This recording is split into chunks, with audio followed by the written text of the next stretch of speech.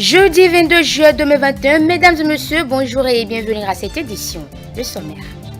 Tenu ce mercredi du Conseil des ministres, le gouvernement a adopté le décret portant conditions d'exercice de la mission d'assistance à maîtrise d'ouvrage dans le domaine de la construction en République du Bénin. Les détails dans cette édition.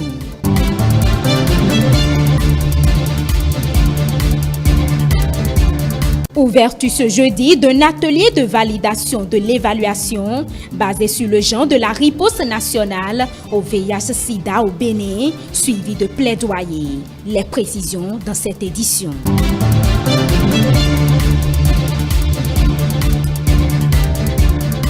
Les Jeux olympiques d'hiver de 2022 vont débuter dans 200 jours. En prélude à l'ouverture, plusieurs manifestations ont été organisées en Chine pour marquer la date.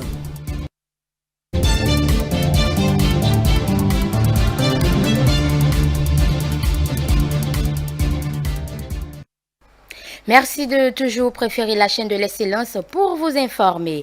Le gouvernement a décidé ce mercredi en Conseil des ministres d'encadrer la profession de maître d'ouvrage en République du Bénin. À cet effet, les conditions d'exercice de ce métier ont été définies. On suit le porte-parole du gouvernement, Wilfried Leandre Mbweji, pour plus de précisions. L'adoption du décret portant conditions d'exercice de la mission d'assistance à maîtrise d'ouvrage dans le domaine de la construction en République du Bénin. L'assistant à maîtrise d'ouvrage apporte sa compétence administrative, technique et financière, ainsi que son expérience en matière de réalisation d'ouvrages publics. Il peut être une personne physique qualifiée ou une personne morale de droit public ou privé. Mais, à ce jour, aucun test spécifique n'encadre l'exercice de cette profession dans notre pays. Or, les grands projets initiés par le gouvernement nécessite de plus en plus la multiplicité des intervenants, une technicité et des performances avérées, une attention particulière à la sécurité et à la qualité, de même qu'une bonne maîtrise du coût global du projet. Il devient dès lors impérieux, dans un contexte très évolutif, d'instituer et d'encadrer l'exercice de la profession aux fins de sauvegarder les investissements réalisés.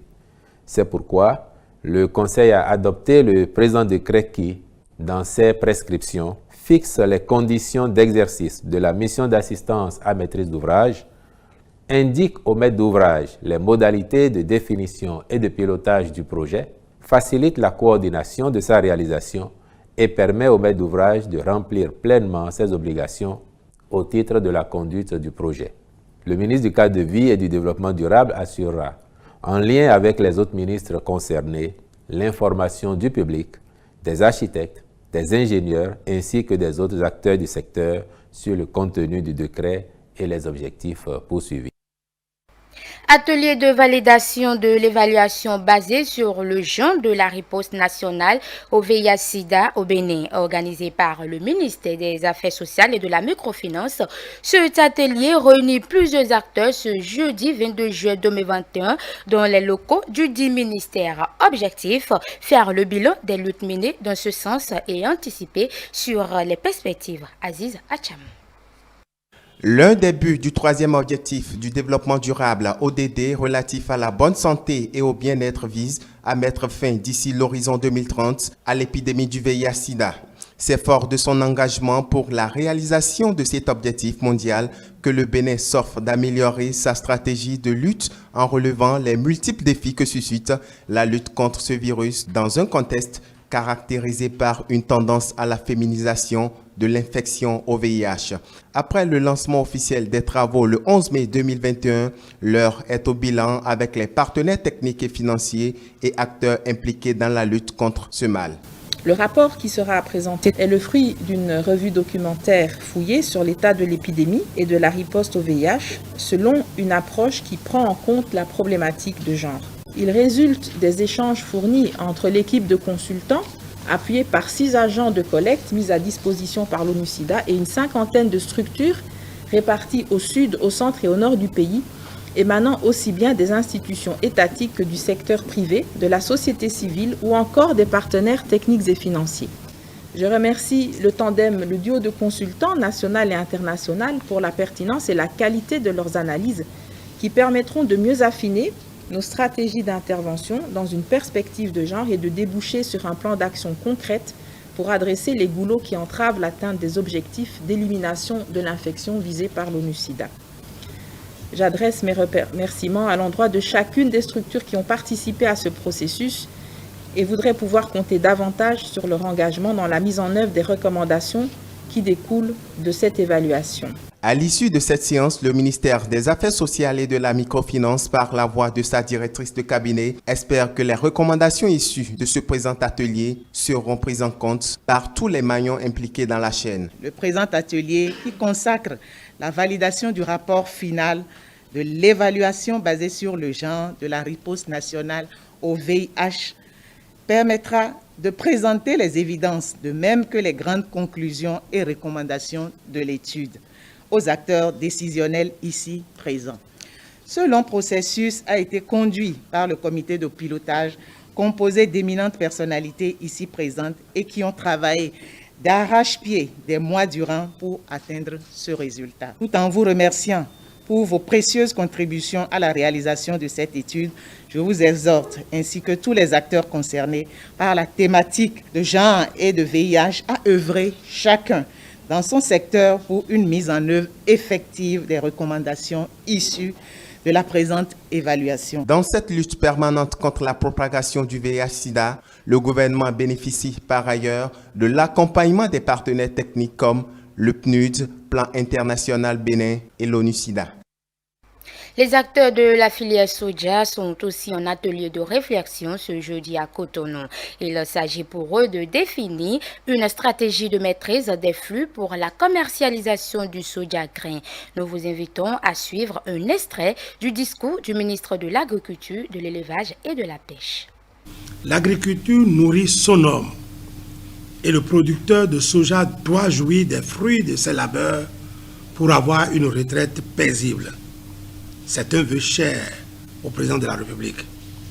Pour y parvenir, il urge que la commercialisation de ce soja soit mieux organisée à travers la mise en place d'un mécanisme innovant au cœur duquel sera placé le producteur de soja qui y adhère librement.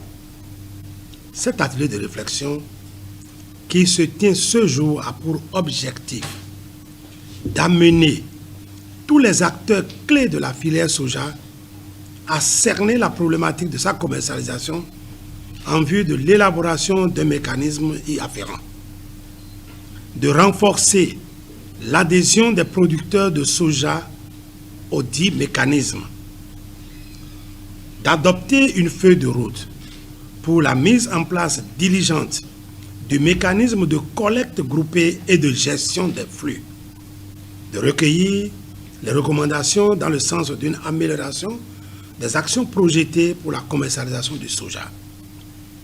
Je le dis d'autant plus que la demande asiatique est devenue de plus en plus forte et sur les 4-5 ans à venir, elle le restera. Nous devons non seulement produire qualité, mais nous devons organiser le schéma de collecte et de mise à disposition de cet or jaune pour que tout le monde en profite, le paysan au premier. C'est pourquoi vous devez avoir présent à l'esprit, à cet instant précis, qu'il est attendu de vous au cours de ces assises, un partage de vos expériences, une mise en commun de vos réflexions afin que les attentes du ministère de l'Agriculture, de l'Élevage et de la Pêche soient comblées pour le bonheur des producteurs et la compétitivité de la filière. Je reste d'ores et déjà convaincu que les résultats de vos réflexions serviraient de véritables supports au développement de la filière soja au Bénin et que chaque acteur de la chaîne de valeur ajoutée y gagne. Le gouvernement apporte un soutien aux acteurs et encourage et promeut l'entrepreneuriat et l'innovation sous toutes ses formes. C'est ce qui explique la présence de quelques responsables du ministère de l'Enseignement supérieur et de la Recherche scientifique à cette journée de l'entrepreneuriat et de l'innovation organisée par l'École supérieure des métiers renouvelables ESMER. Plus de précisions avec Mathieu Bokor. Des jeunes étudiants, entrepreneurs exposent au public leurs innovations issues de leur parcours académique. Nous sommes très honorés de vous présenter notre dispositif qui est un distributeur automatique de jus et d'eau que nous avons réalisé avec des badges. Pour le fonctionnement, nous avons utilisé 2 badges. Nous avons le badge limité et le badge illimité. Pour le badge limité, l'utilisateur a accès au jus 4 fois.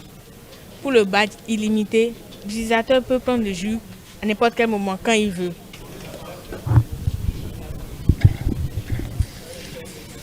Ils ont décidé de mieux se positionner sur le marché à travers le lancement des journées de l'entrepreneuriat et de l'innovation organisées par l'École supérieure des métiers des énergies renouvelables, fortement soutenues par le gouvernement à travers le ministère de l'Enseignement supérieur et de la Recherche scientifique.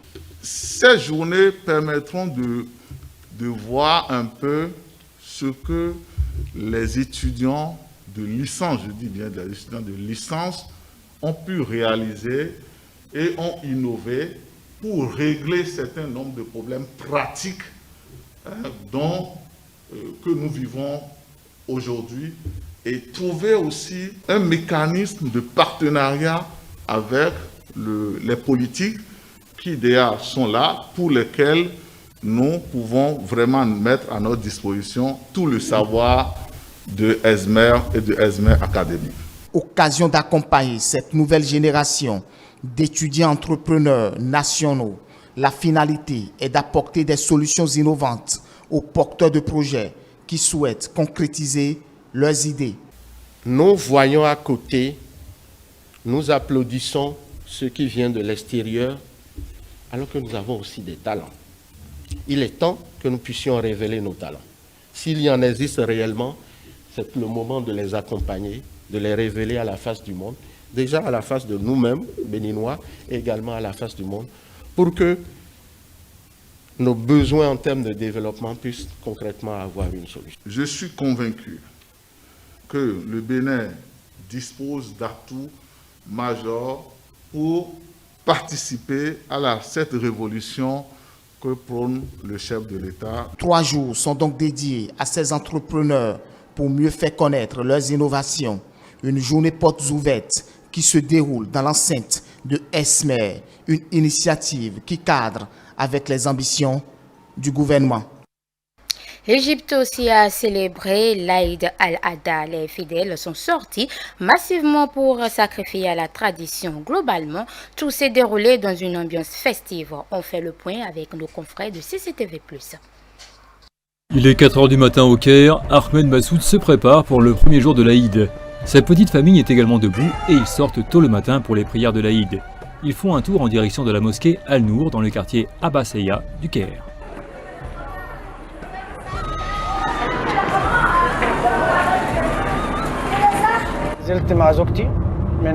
Je pars avec ma femme Menna et ma fille de 2 ans, Fayrouz, prier les prières de l'Aïd dans la bonne humeur et l'ambiance festive.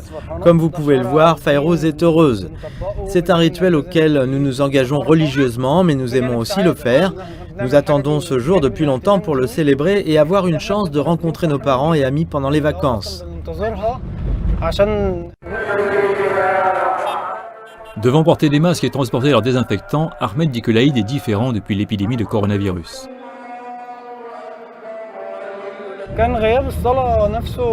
Le coronavirus de l'année dernière nous a affectés psychologiquement car les prières de l'Aïd étaient suspendues dans les mosquées. C'était difficile à supporter car prier en grand nombre est un rituel intégral à l'Aïd que nous aimons accomplir. Personnellement, je prends les mesures sanitaires au sérieux et je les applique strictement pour protéger la santé et le bien-être de ma femme et de ma fille, en particulier lorsque nous entendons parler des nouveaux variants du virus. À la mosquée, il y a beaucoup de monde car les musulmans se rassemblent de partout dans la ville. En raison des restrictions sanitaires liées à la Covid-19, le gouvernement n'a autorisé qu'un certain nombre de mosquées, comme celle-ci, à recevoir des fidèles et uniquement à 50% de leur capacité. La plupart des fidèles respectent les réglementations concernant le port de masque et la distanciation sociale. Après les prières, la chaleur extrême de juillet a incité de nombreuses personnes à rentrer chez elles jusqu'à ce que le soleil se couche. D'autres, comme Ahmed et sa famille, préfèrent flâner dans les rues du Caire et profiter de la vue imprenable sur le Nil.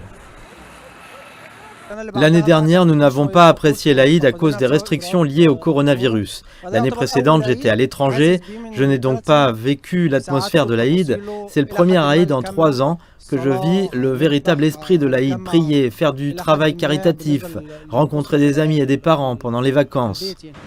L'Aïd al-Adha est également connu comme l'Aïd du sacrifice où les musulmans achètent du bétail et distribuent sa viande. La viande de sacrifice va principalement aux parents et aux pauvres. Un tiers pour le ménage, un tiers pour les parents et un tiers pour les pauvres qui en ont besoin. Les musulmans distribuent également l'Hédeya, qui est de l'argent de charité en plus de la viande. L'objectif est que tout le monde profite des festivités de l'Aïd, qu'ils soient riches ou pauvres. Les Jeux olympiques d'hiver de 2022 vont débuter dans 200 jours. En prélude à l'ouverture, plusieurs manifestations ont été organisées pour marquer le compte à rebours. Amitié, solidarité et fair play, des centaines d'étudiants du monde entier se sont réunis pour promouvoir l'esprit unique des Jeux olympiques où la diversité et l'inclusion sont des éléments clés. J'aime vraiment la chanson que nous avons chantée aujourd'hui. Elle disait différentes couleurs de peau, différentes histoires, différentes langues et différents vêtements, mais le même sourire, le même espoir sous la même 3 plein d'étoiles.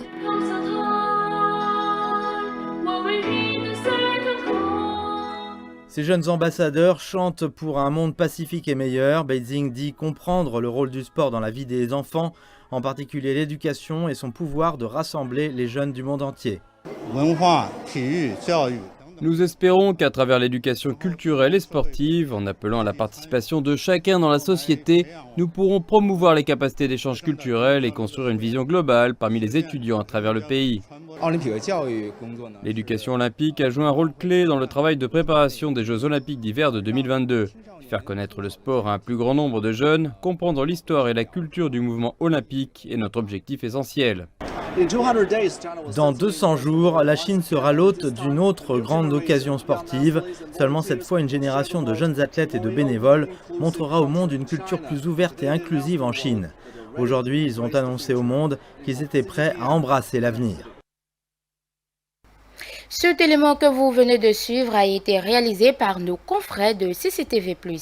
Mesdames et messieurs, c'est tout pour les informations de cet après-midi. Mais ne décrochez pas, les programmes se poursuivent sur la chaîne de l'Excellence. Juste après moi, vous retrouverez la rediffusion de la chronique du soir avec le consultant politique Agapit Napoléon Maforik.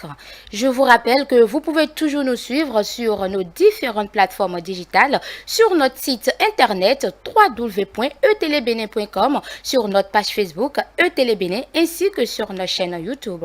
Agréable soirée à vous.